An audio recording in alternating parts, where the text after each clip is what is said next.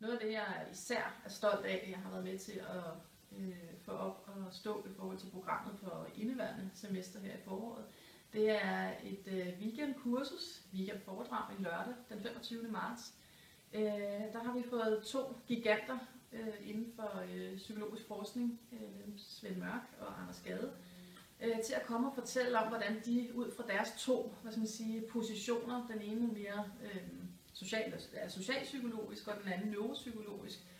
hvordan de ud fra de 2 positioner har oplevet, at psykologien har bevæget sig de sidste 40 år, som de har været aktive i forskning her på Institut for Psykologi.